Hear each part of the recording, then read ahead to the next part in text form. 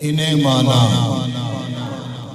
इन्हें माना, इन्हें जाना, न रखा गैर से काम, लिल्लाहिल हम्द में दुनिया से मुसलमान गया।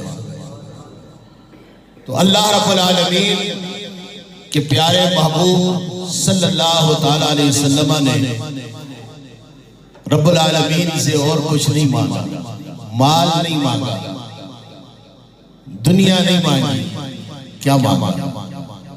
अल्लाह करीम ने इरशाद फरमाया, प्यारे महबूब ऐलान फरमा दीजिए, कुल रब्बि ज़िदनी इल्मा, मौला करीमा मेरे इल्म में इजाफा फरमा। किस में इजाफा फरमा?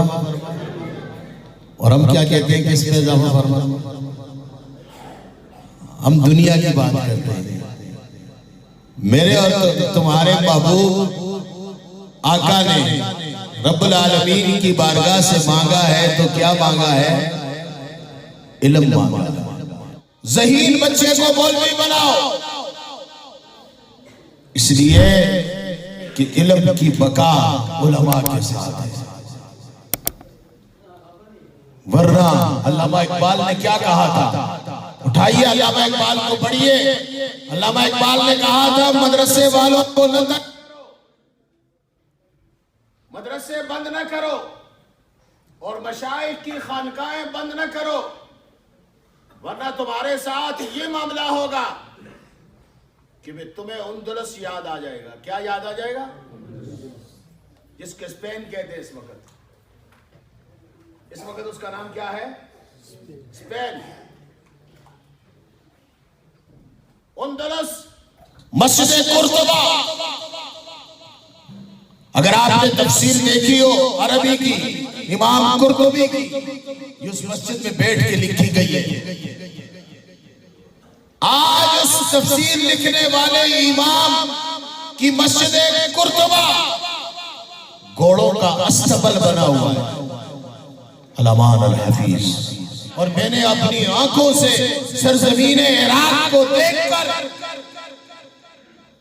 हैरान रह गया। वो सरजमीन, इराक की सरजमीन जिसको हजरत उमर ने बनाया। किसने बनाया? जिसके अंदर कई सहाबा, जिस इराक का गवर्नर हजरत अनस बिन मालिक को 10 साल नबी पाक की बारगाह में रहने वाला खादिम रसूल अलामान अल हफीज, आज उस इराक के अंदर एक मदरसा भी नहीं। जिस शहर में इमाम आज़म अबू हनीफा हो, जिस शहर में हुजूर गौसुल वरा हो, जिस शहर में मेरे नबी का सहाबी हजरत जुबैर बिन अवाम रहा हो, तलहा बिन उबैद रहा हो, जिस शहर में अनस बिन मालिक रहा हो, जिस शहर में इमाम अली मकाम इमाम हुसैन रहे हो, जिस शहर में हजरत अब्बास अलमदार रहे हो, जिस शहर में हजरत अली कर्रमल्लाहु वजहुल करीम रहे हो, वो शहर आज वहां मदरसा नहीं।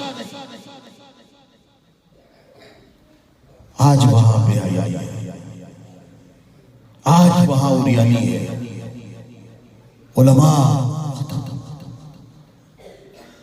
बसरा की सरजमीन जिस पर इमाम आज़म हनीफा और उनके सारे शागिर्द मिलकर मसाइल का इस्तेमाल और इस्तिखराज करते थे,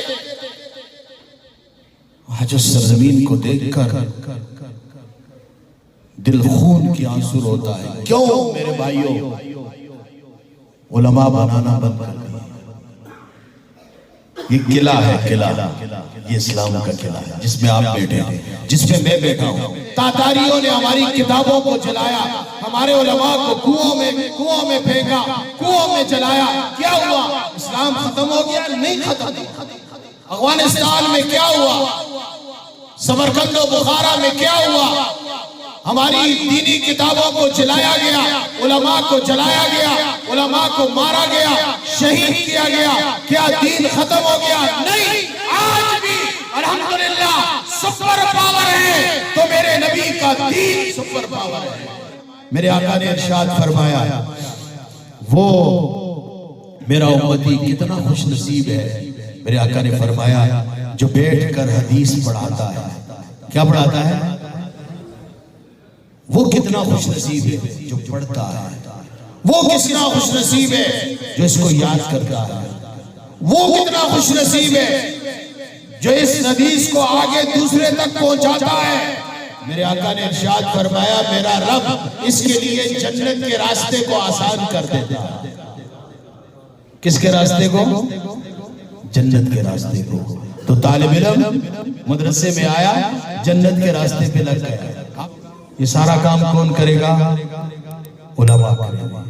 जब उलमा आपके माशरे से खत्म हो जाएंगे, उलमा को आप बदनाम कर देंगे, उलमा के खिलाफ प्रोपेगेंडे बनाएंगे, उलमा के खिलाफ महाज खड़े करेंगे, उलमा की छोटी सी बात को मीडिया पर चढ़ा देंगे और जी शेयर करते जाओ जी, आगे शेयर करते जाओ जी। आप नहीं देख रहे हो ये आलिम दीन का वारिस है। मेरे आका ने इरशाद फरमाया अल उलमाओ वरसतुल अंबिया, अंबिया का वारिस। तो अंबिया के वारिस के साथ ये कारनामे कर रहे हो, क़यामत के दिन अपने रब को क्या जवाब दोगे?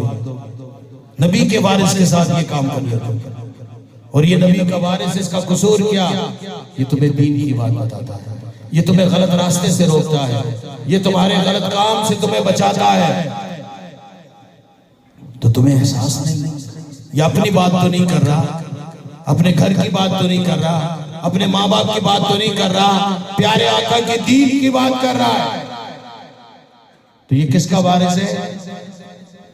बोले अंबिया का वारिस। मेरे नबी के मुसल्ले पे खड़ा होता है तो इसका एहतराम करें, इसका अदब करें। मेरे आका ने फरमाया जिसने आलिम दीन से मुसाफा किया उसने किससे किया? फरमाया मुझसे। जिसने आलिम दीन की ज़ियारत की उसने किसकी ज़ियारत की? मेरी ज़ियारत। तो आलिम दीन की ज़ियारत मेरे नबी की ज़ियारत, आलिम दीन का मुसाफा मेरे नबी के साथ मुसाफा। जो आलिम दीन के साथ बैठा वो मेरे नबी के साथ बैठा। ये तालिब इल्म कितने खुशनसीब हैं जिन्होंने दौरा हदीस मुकम्मल किया, ये अपने उस्ताद के सामने बैठे इल्म हासिल किया। एक तो नबी की सुन्नत में जिंदा, सुन्नत पे अमल किया, सुन्नत को जिंदा किया, और दूसरा इनको क्या एजाज मिला, क्या बरकतें मिली कि मेरे आका फरमाते हैं कि इन्होंने जितना पढ़ा, जो कुछ पढ़ा, जितना हासिल किया, रब्बुल आलमीन ने इनकी मग़फ़िरत का जरिया बनाया। किसका जरिया बनाया? सिर्फ इसका नहीं, आखिरी बात है, सिर्फ इसका नहीं, इसके जितने भी लोग दुनिया से इंतकाल कर चुके हैं, जितने भी इसके रिश्तेदार आइज़ा व अक़ारिब दुनिया में मौजूद हैं, सबकी मग़फ़िरत का जरिया कौन बन रहा है? एक आलिम दीन, एक हाफ़िज़ कुरान। लेकिन याद रखिए, आप कहेंगे जी नाज़रा कुरान की कोई फजीलत नहीं। मेरे आका फरमाते हैं जो देख कर कुरान पढ़ता है, एक ज़बानी कुरान पढ़ता है, फरमाया वो देख कर पढ़ने वाला ज्यादा सवाब पाता है। फरमाया एक रवानी के साथ पढ़ता है, एक अटक अटक कर पढ़ता है, फरमाया वो अटक अटक कर पढ़ने वाला ज्यादा सवाब पाता है। तो कुरान मजीद की तिलावत करेंगे, करेंगे। अब तो ये कुरान इंतजार में होते हैं कोई आए पढ़ने वाला। अब तो मोबाइल आ गया, मोबाइल निकाला जेब से, ठक शुरू हो गया। याद रखिए, मोबाइल से कुरान पढ़ने में कुरान उठाने का सवाब नहीं मिलेगा। याद रखिए, मुसहफ उठाने का सवाब नहीं मिलेगा।